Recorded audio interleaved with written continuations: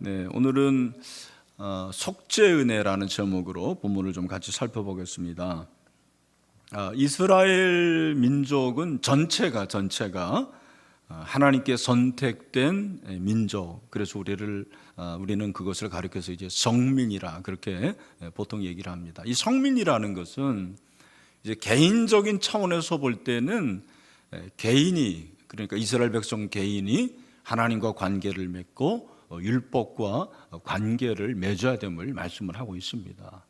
오늘날도 우리가 이렇게 교회로 모입니다만 개인과 하나님을 만나며요. 사실은 개인이 하나님을 만나야지 그냥 교회에 소속된다고 하나님을 만나는 게 아니에요. 그건 이제 캐톨릭입니다. 캐톨릭은 교회에 소속되면 그 교회가 하나님과 만난다 이렇게 생각을 해요.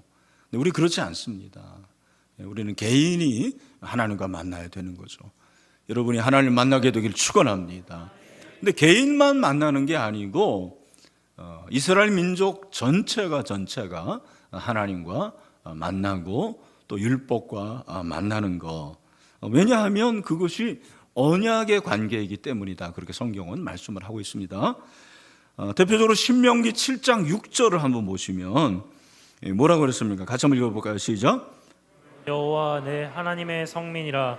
내 하나님 여호와께서 지상 만민 중에서 너를 자기 기업의 백성으로 택하셨나니. 아멘. 여기 보니까 내 하나님이 뭐라고 그래요? 성민, 거룩한 백성이다. 그렇게 말씀을 하십니다. 그리고 그들이 성민이 될 수 있었던 것은 어떤 연유입니까? 도대체 뭘 잘해서 그런 거예요? 어떻게 됐기에 도대체 그들이 성민이라고 될 수가 있었느냐? 바로 이제 그 다음에 나오는 말씀 7절과 8절을 보니까 여호와께서 너희를 기뻐하시고 너희를 택하심은 너희가 다른 민족보다 수요가 많기 때문이 아니니라. 너희는 오히려 모든 민족 중에 가장 적으니라. 여호와께서 다만 너희를 어떻게 해요? 사랑하심으로 말미암아 또는 너희의 조상들에게 하신 맹세를 지키려 하심으로 말미암아 자기의 권능의 손으로 너희를 인도하여 내시되 너희를 그종되었던 집에서 애굽 왕 바로의 손에서 뭐 하셨다고 그럽니까? 속량. 여기 보니까 계속 너희를 그것은 공동체를 말하는 거잖아요. 이스라엘 백성 전체를 그렇게 성민으로 부르셨는데 그렇게 한 이유가 뭐냐면 너희를 속량하기 위함이다. 그렇게 말씀을 하고 있는 거죠. 이 속량이라는 단어가 히브리어는 이제 대속이라는 의미예요. 대속. 그죠? 그래서 오늘 속죄의 은혜라 그랬는데 이게 속죄라는 것이 대속이에요. 대속. 크게 속하는 일, 그런 날짜. 그래서 대속죄일이라고 얘기하는데 오늘 바로 그 대속죄일에 관한 내용을 우리가 함께 살펴보는 거죠. 그러니까 이미 하나님께서 개인이 하나님과 속죄하는 제사를 말씀을 하신 거죠. 우리에게 가르쳐 주셨어요. 그것이 5가지 제사 중에 하나 나옵니다. 뭐예요? 번제와 소제와 화목제와 그 다음에 뭐예요? 속죄제. 그렇죠. 속죄제, 속건제. 그 속죄제는 개인이 하나님과 잘못된 관계를 이제 회복되는 것을 말하는 거죠. 그 개인이 속죄할 수 있는 기회를 주신 제사법이 바로 속죄제예요. 그러면 이스라엘 백성 공동체 전체가 잘못했을 때는 어떻게 되느냐? 이스라엘 백성 공동체 전체의 죄를 속함받는 그 날을 대속죄일이라고 그래요. 욤 키퍼로 그렇게 얘기를 하는데 굉장히 큰 날입니다. 이게 엄청나게 큰 날이에요. 그래서 이 레위기 16장은 대속죄일에 관한 법, 그렇게 여러분들이 이해를 하시면 될 텐데, 자, 먼저 1절을 보면 아론의 두 아들이 여호와 앞에 나아가다가 죽은 후에 여호와께서 모세에게 말씀하시니라. 아마 여러분 가운데 레위기를 잘 들었던 분들은 아론의 두 아들 나답과 아비후가 다른 불을 사용해서 죽은 그 사건을 기억을 하시나요? 네, 할렐루야. 참, 네, 감사합니다. 근데 그 내용이 어디에 있냐면 레위기 10장에 나와요. 한번 10장으로 가시면 그 레위기 10장에 그 내용이 나오고 그 다음에 8절부터 10장 8절부터 여호와께서 아론에게 말씀하여 이르시되 너와 내 자손들이 회막에 들어갈 때에는 포도주나 독주를 마시지 말라. 그리하여 너희 죽음을 면하라. 이는 너희 대대로 지킬 영원한 규례라. 그리하여야 너희가 거룩하고 속된 것을 분별하며 부정하고 정한 것을 분별하고 또 나 여호와가 모세를 통하여 모든 규례를 이스라엘 자손에게 가르치리라. 자, 그러니까 여러분 잘 들으시면 나답과 아비후가 다른 불을 사용해서 죽었는데 그 사건을 통해서 하나님은 이 제사장, 제사를 인도하는 영적 지도자의 역할이 얼마나 중요하다는 것을 가르쳐 주기를 원하셨어요. 그죠? 잘못하면 진짜 죽는 거예요.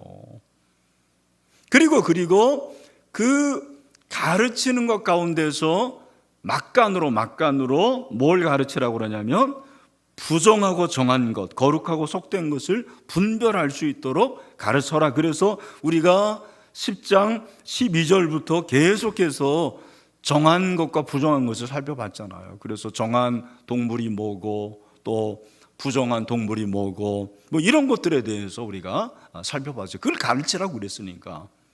그리고 다시 나답과 아비후의 사건 이후에 16장에서 10장 12절의 내용과 이제 연관이 되는 거예요. 그러니까 10장 13절부터 15장 33절까지는 하나의 그 삽입이라고 그렇게 생각하시면 돼요.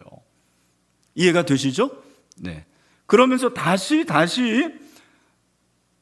하나님께서 이스라엘 백성들에게 말씀하시는 것이 뭡니까? 그렇게 나답과 아비후가 죽었는데 이걸 통해서 대제사장이 얼마나 중요한가, 이 사람의 역할이 얼마나 중요한가를 가르쳐 주셨어요. 그게 이제 2절인데 여호와께서 모세에게 이르시되 내 형 아론에게 이르라 성소의 휘장 안 법궤 위 속죄소 앞에 아무 때나 들어오지 말라.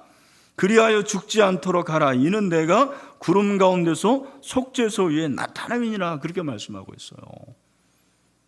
모세에게 너 형 아론에게 얘기해라. 이제는 지성소에 아무 때나 들어오지 말아라. 아무 때나. 1년에 몇 번 들어오라는 거예요? 한 번이요, 한 번. 1년에 한 번 들어오는데 그날이 바로 대속죄일이라는 거죠. 그날이 유대력에 의하면 7월 10일인데 여러분 29절로 한번 가보세요. 29절에 보면 너희는 영원히 이 규례를 지킬지니라 7째 달 곧 그 달 10일에 그렇게 말씀하고 있거든요. 7월 10일 우리나라 달력이 아니고 유대력 7월 10일이 대속죄일이에요. 염 키포로. 그래서 이날 대제사장이 지성소에 1년에 딱 한 번 들어가는 거예요. 이건희 목사는 매 주일마다 지성소에 들어오는 사람이죠. 신약은. 근데 그 당시에 구약의 이 사건 이후로 나답과 아비후가 죽은 이후에 대제사장은 딱 1년에 한 번 들어오라는 거예요. 그게 대속죄일이에요. 근데 함부로 들어오면 안 돼. 함부로 들어오면 안 돼서 대제사장이 자기의 것을 잘 살피고 그리고 모든 것들을 갖춘 다음에 들어오라 그렇게 말씀하셔요. 아마 여러분 이 얘기는 많이 들어봤을 거예요. 그래서 대제사장이 지성소에 들어올 때는 어떻게 들어간다고 그러죠? 발목에 뭐를 맨다고요? 끈을 이렇게 매가지고 만약에 죽으면 어떻게 되는 거예요? 밖에서 끌어내야 되는 거죠. 제가 생각해 보니까 아론의 아내가 아주 강심장이에요. 예? 어떻게 1년에 한 번 그렇게 들어갔는데 이게 사망보험을 들어놓고 들어가야 되는데 나중에야 뭐 대제사장이 많아지니까 많을 때는 순번으로 돌아가기 때문에 평생 한 번도 못 들어가는 대제사장이 있었대요. 그러나 아론의 시대에는 아론이 대제사장이니까 매년 한 번씩 들어가 있는데 잘못 들어가면 죽어 나오는데 아론도 아론이지만 그 부인이 얼마나 조마조마했을까. 그래서 참 저는 이 시대에 목사 된 게 얼마나 은혜인지 모르겠어요. 박은실 사모도 정말 은혜인 줄 아시길 바랍니다. 가뜩이나 마음이 약한 사람이 그냥 매번 어떻게 그렇게 참았을까 그런 생각이 듭니다. 그래서 이 대속죄일의 첫 번째는 대제사장이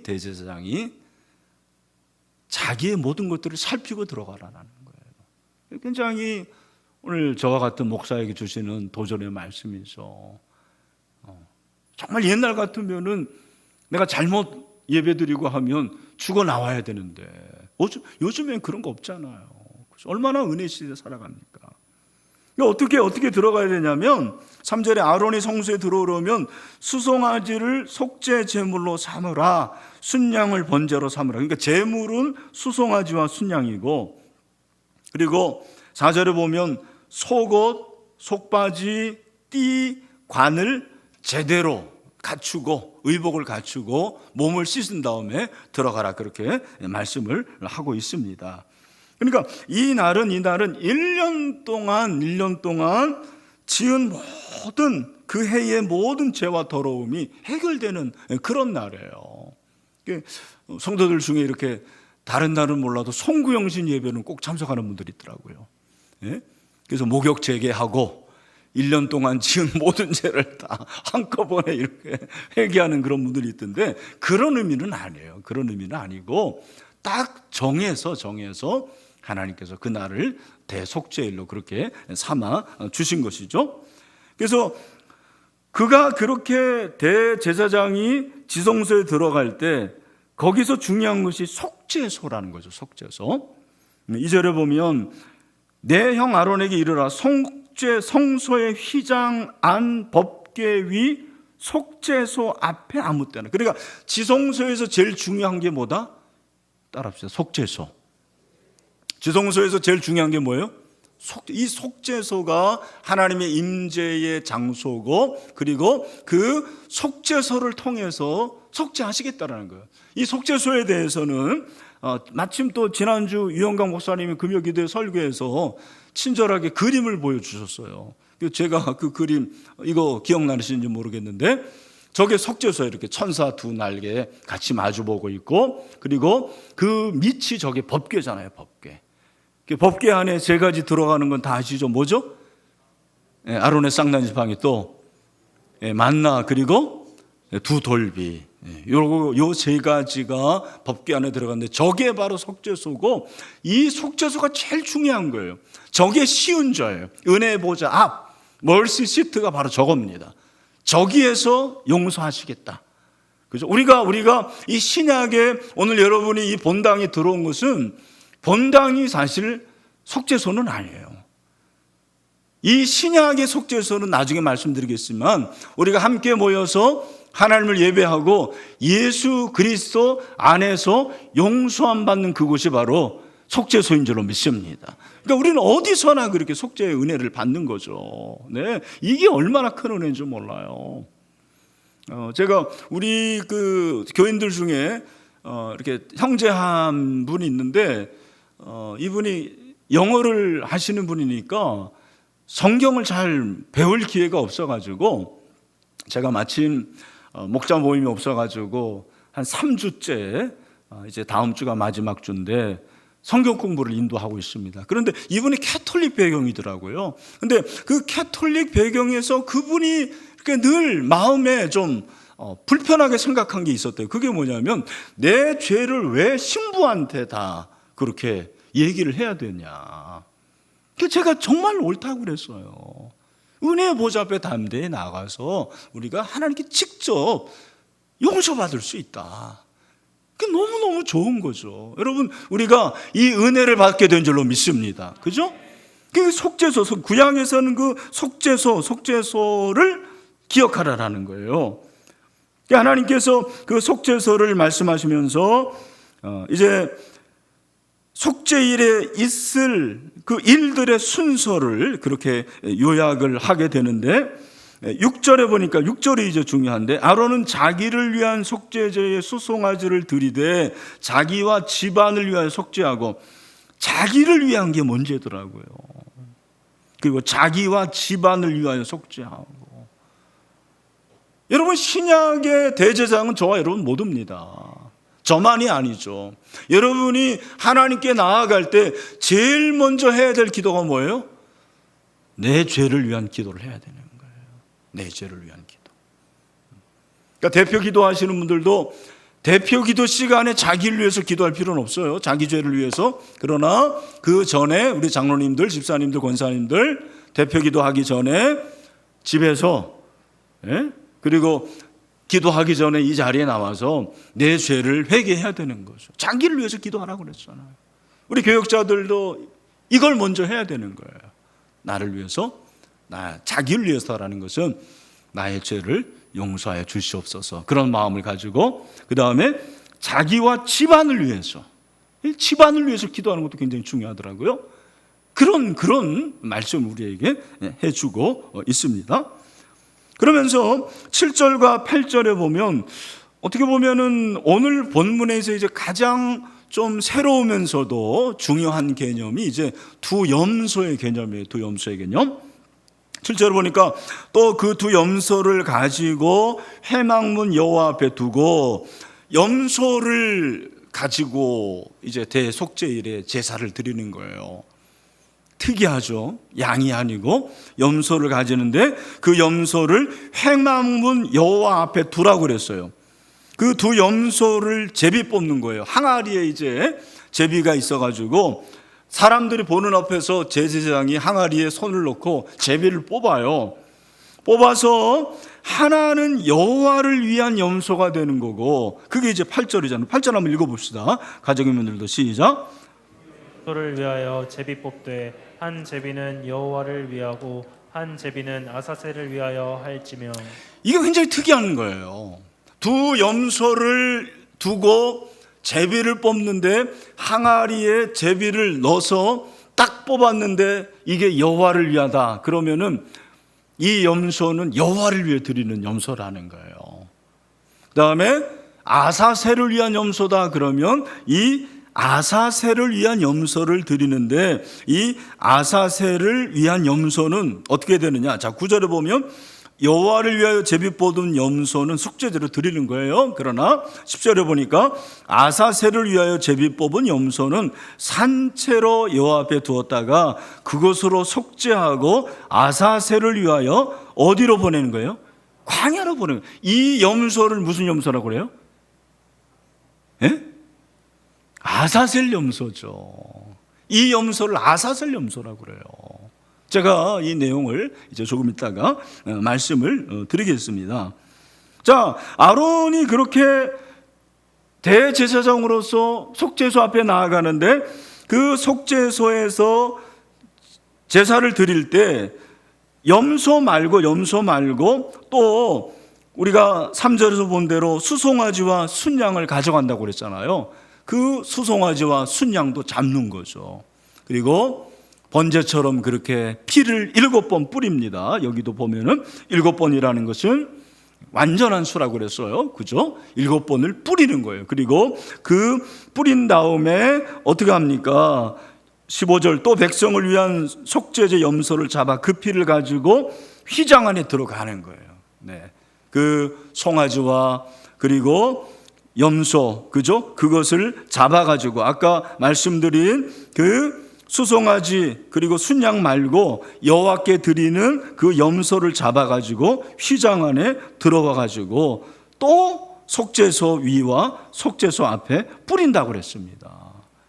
이 피 뿌림이 중요한 거예요. 이 피에 대해서는 우리가 이제 17장에서 계속해서 살펴보겠지만 결국 이 피 뿌림을 통해서 하나님께서 사죄의 은총을 내어주시겠다 그렇게 말씀을 하고 있는 거죠. 하나님께서 그 피를 기억하시고 제사장 그리고 이스라엘 백성들의 전체의 죄를 사하신다 그렇게 말씀을 하고 있습니다.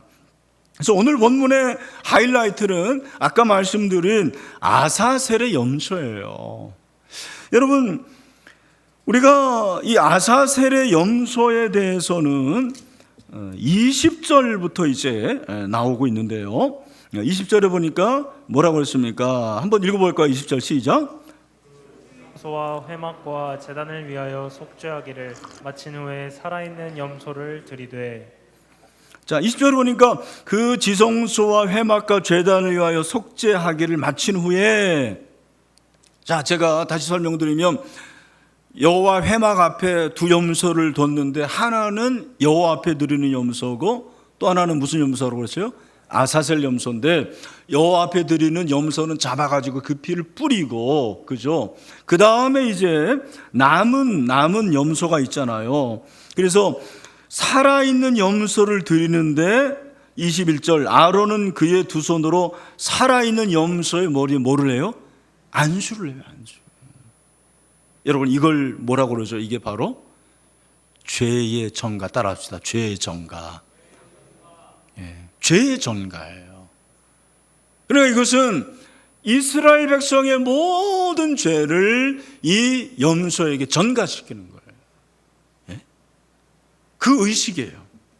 다시 한번 21절, 아론은 그의 두 손으로 살아있는 염소의 머리에 안수하여 이스라엘 자손의 모든 불의와 그 범한 모든 죄를 어떻게 해요? 아뢰고, 그 다음에 그 죄를 염소의 머리에 두어 미리 정한 사람에게 맡겨서 어디로 보내는 거예요? 광야로 보내는 거예요. 1년에 한 번 이 일을 하라는 거예요. 그래서 제가 서두에 말씀드린 대로 이스라엘 백성들 1년 동안 지은 모든 죄, 모든 더러운 것을 속죄하는 날이 제 속죄일인데 7월 10일 그 두 염소 중에 아사셀 염소를 정해서 그 염소에게 죄를 전가시키는 거죠. 예? 그리고 이 염소를 광야로 보내는 거예요. 광야로. 여러분, 여기서 아사셀이 뭔가, 저도 아사셀이 뭔지를 이번에 이제 처음 정리를 좀 하게 됐는데, 제가 가지고 있는 주석을 보니까 아사셀에 관한 여러 가지 해석이 있는데 일반적으로 한 3가지 정도로 해석이 가능하더라고요. 제가 좀 정리를 했는데, 첫 번째, 이 아사셀은 광야에 살던 귀신의 이름이라는 것이 가장 일반적인 거예요. 다시 한번, 광야에 살던 귀신의 이름이 아사셀이다, 그렇게 해석을 하는 사람들이 많습니다. 근데 이제 이 사람들이 이렇게 강조하고 주장하는 데는 다 근거가 있을 거 아닙니까? 그 근거가 이제 8절에서 찾더라고요. 8절에 뭐냐면, 두 염소를 위하여 제비 뽑되 한 제비는 뭐를 위하여? 여호와를 위하고 한 제비는 아사셀을 위하여. 그래서 여기 여호와와 반대되는 개념이 사단이니까 이건 아사셀의 귀신, 광야에 살던 귀신이다, 이렇게 해석을 하더라고요. 그리고 특별히 이제 광야라는 곳이 뭐 여러 가지 의미가 있지만 성경을 보면 광야가 귀신이 살고 사단이 사는 곳 아닙니까? 예수님도 광야에서 40일 동안 금식하다가 그 사단의 시험을 받지 않았습니까? 그런 의미로 이 아사셀이라는 것은 광야에 살던 귀신의 이름이다, 이렇게 이제 주장을 하는 그런 사람들이 있더라고요. 근데 저는 이제 좀 다르게 생각하는 게, 어떻게 여호와라는 그런 이름과 비인격적이고 그리고 하나님과 전혀 관계없는 그런 귀신이 대조가 될 수 있을까? 인격적인 하나님과 비인격적인 사단이 대조가 될 수 있을까? 저는 이 부분은 좀 이해가 안 갑니다. 그러나 뭐 학자들은 또 학자들 나름대로의 뭐 여러 가지가 근거가 있겠습니다만, 이 첫 번째 주장이 가장 일반적이다, 그렇게 얘기를 하더라고요. 두 번째 해석은 이 아사셀이 완전한 파멸을 의미하는 히브리어로 매우 드물게 사용되긴 하지만, 이 아사셀이라는 것은 파멸이다, 완전한 파멸을 말한다, 이렇게 강조하고 해석하는 사람들도 있습니다. 그 다음에 이제 세 번째로 그 해석은 바위로 된 벼랑이라는 의미다, 그렇게 얘기를 하기도 합니다. 근데 저는 이제 개인적으로는 두 번째가 좀 마음에 듭니다. 여러분은 어떤 게 마음에 드는지 모르겠어요. 왜냐하면 제가 왜 두 번째가 타당하다고 생각했냐면, 선호로 한 이유가 뭐냐면, 아까 그 두 염소를 제비를 뽑는데 한 염소는 오른쪽에 세우고 한 염소는 왼쪽에 세웁니다. 그런데 마침 우리가 어제 그 날마다 솜는 샘물 큐티에서 마태복음 25장에 나오는 종말의 세 가지 비유 중에 열처녀, 그 다음에 또 뭐죠? 달란트, 마지막이 뭐였죠? 양과 염소의 비유였잖아요. 근데 그 양과 염소의 비유에서 양이 무슨 쪽이에요? 어느 쪽이에요? 오른쪽, 그렇죠. 염소는 왼쪽. 제가 말씀드렸어요. 성경에서 오른쪽은 어떤 의미라고 그랬습니까? 생명이고, 그 다음에 선이고, 선, 생명, 영광이라고 그랬어요. 영생이라고 그랬어요. 그죠? 그러나 왼쪽은 뭐라고? 왼쪽은 선에 반대되는 악이고, 그리고 사망이고, 멸망이거든요.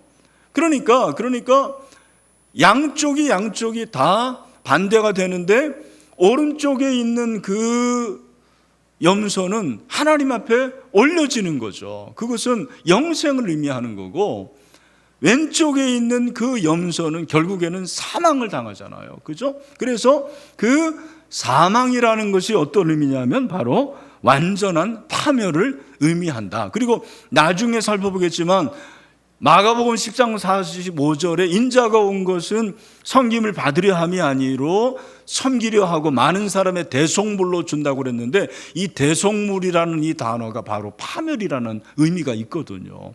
그래서 저는 이제 개인적으로 두 번째 해석이 타당하지 않나 그렇게 생각을 했어요. 예. 여러분은 이제 어떤 게 맞는지 모르겠는데, 우리가 어떤 의미로 해석하든 큰 차이는 없습니다. 그런데 아사셀에서 중요한 것이 무엇이냐, 이게 중요해요. 여러분 그걸 잘 기억하세요.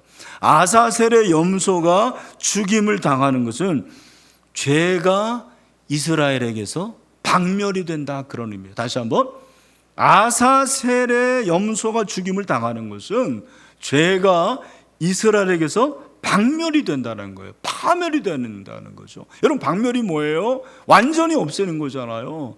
바퀴벌레 박멸해야 되잖아요. 똑같은 거예요.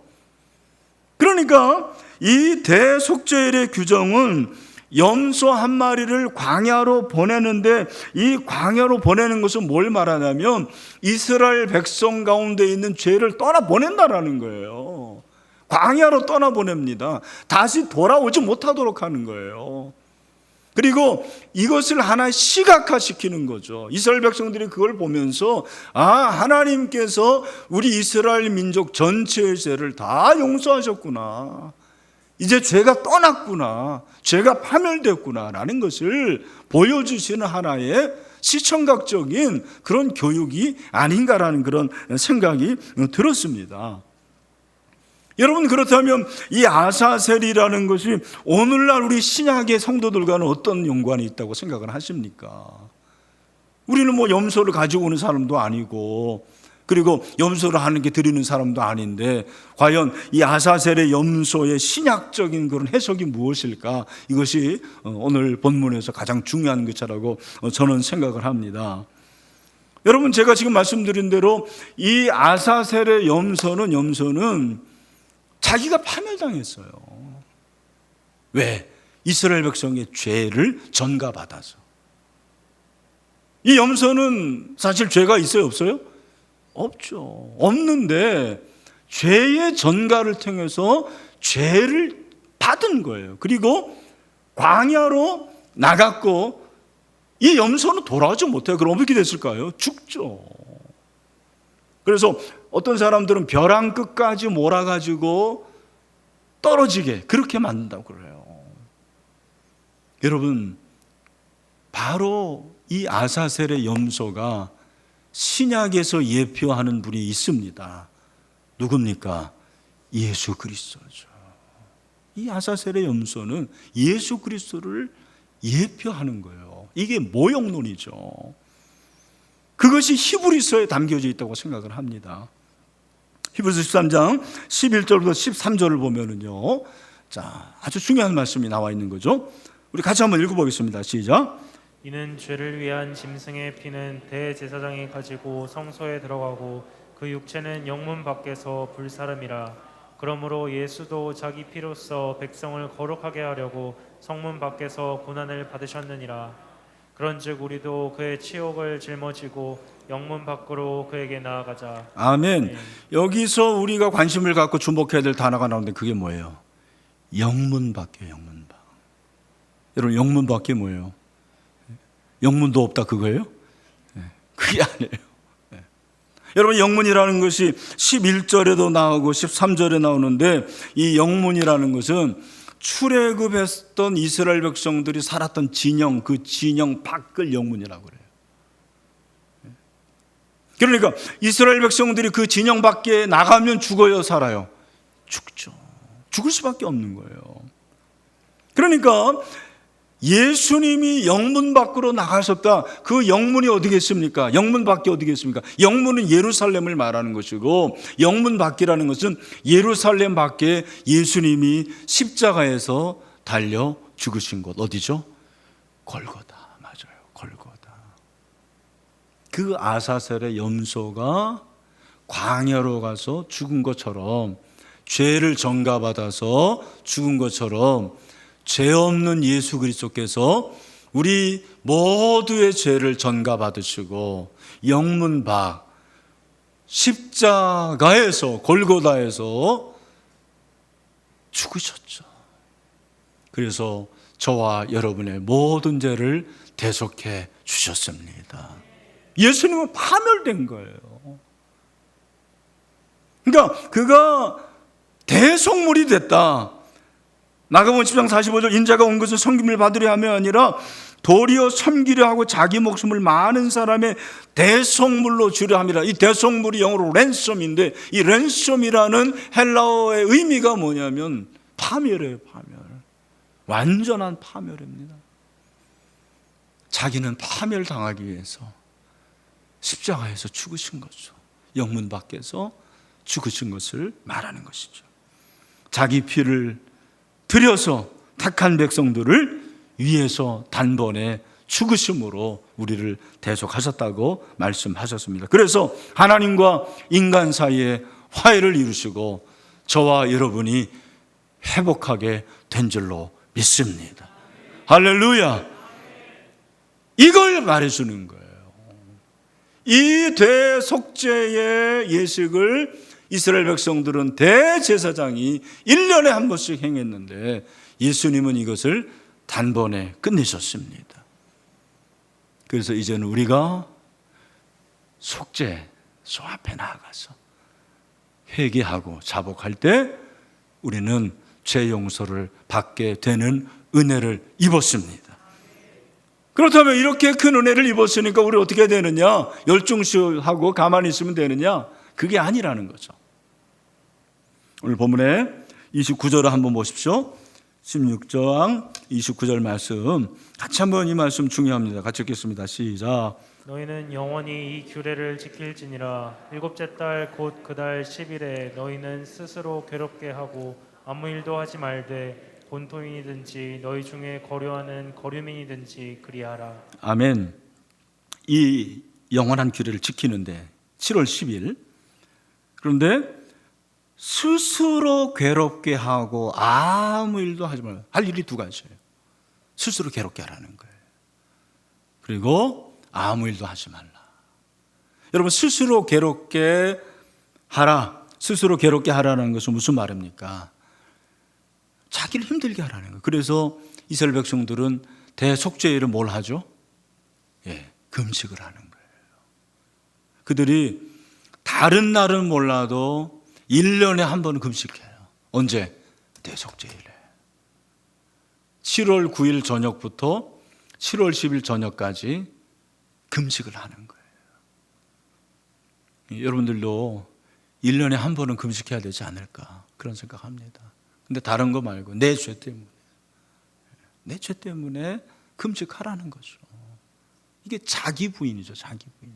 이게 금식을 왜 하느냐? 이번 주일에 제가 이제 마가복음 2장을 설교하겠습니다만, 바리새인들은 금식하는 이유를 다른 데서 찾았어요. 자기의 전통에 찾았는데 원래 금식은 자기 부인이에요. 난 아무것도 안 합니다. 나는 죄인입니다. 그렇죠? 금식을 통해서 자기 부인하라는 거예요. 대속죄를 맡는 이스라엘 백성들은 대제사장이 들어가기 때문에 나는 아무것도 안 해도 된다? 아닙니다. 어떻게 하라는 거예요? 자기 부인, 자기 부인.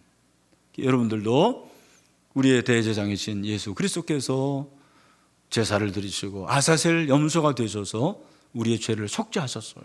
그럼 우리가 할 일은 뭐냐면 자기 부인을 계속 해야 되는 거예요. 자기 부인이 뭐냐? 나는 아무것도 아닙니다. 그 나는 아무것도 아닙니다라는 게 다른 말이 뭐예요? 나는 죄인입니다. 그 말이거든요. 나는 아무것도 아닙니다. 그게 겸손이죠. 진정한 겸손은 내가 죄인이라는 걸 깨닫는 거예요. 내가 죄인이라는 것을 깨닫고 깊이 인식하는 게 진정한 겸손입니다. 고개 숙이고 이게 아니에요. 고개 숙이면서도 교만한 사람들 많아요. 내가 죄인이고 나는 아무것도 아니고 나는 가망성이 없고 그리고 나는 정말 죽어 마땅한 자입니다. 그런 자기 부인을 하라는 것이죠. 또 하나는 아무 일도 하지 말라는 거예요. 그래서 이스라엘 백성들이 안식일날 아무것도 하지 않는데 안식일이 대속죄일이라 그렇게 말하기도 하더라고요. 안식일이 대속죄일이다. 아무것도 하면 안 돼요. 아무것도 하지 않는 것은 무슨 말이냐? 그럼 진짜 아무것도 하지 않는 것인가? 여기서 말하는 것은 무엇입니까? 다른 것이 아니고 하나님 앞에서 영적인 일에 힘쓰라 그런 의미인 거죠. 육체적인 일을 하지 말라라는 거예요. 영의 일을 하라라는 거예요. 우리가 주일에 아무것도 하지 않는다 그러면은 예배드리고 집에 가서 누워서 잠자야 되느냐? 그게 아니고 영적인 일을 하라라는 거죠. 그래서 구제하고 신방하고 말씀을 배우고 가르치고 그런 일을 하는 게 주일이거든요.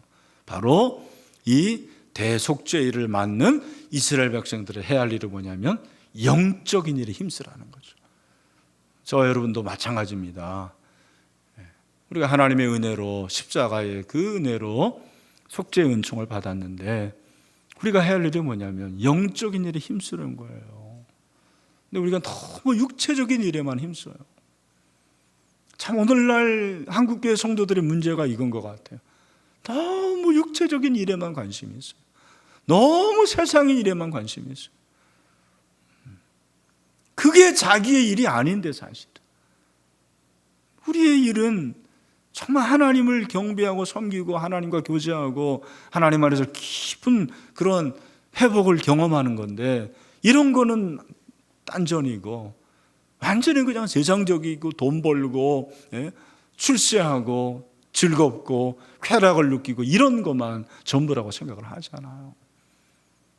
그게 나쁘다라는 게 아니고 정말 우선이 무엇인가를 우리에게 말씀을 하고 있거든요. 대속죄일은 대제사장이 죽어 나갈 수 있는 그런 날이에요. 그래서 대속죄일은 대제사장이 조심해야 되는 날이죠. 그죠? 저 여러분이 늘 조심해야 되는 거예요. 그리고 그분이 이스라엘 민족 전체의 죄를 염소에게 아사셀 염소에게 전가해서 이스라엘 백성의 전체 죄를 용서해 주신 것처럼 우리의 죄를 다 용서해 주셨잖아요. 그러므로 늘 우리가 자기 부인합시다. 그리고 정말 영적인 일에 힘씁시다. 이렇게 사죄의 은혜를 받아 누릴 수 있는 우리 모든 성도들이 될 수 있게 되기를 주님의 이름으로 축원합니다.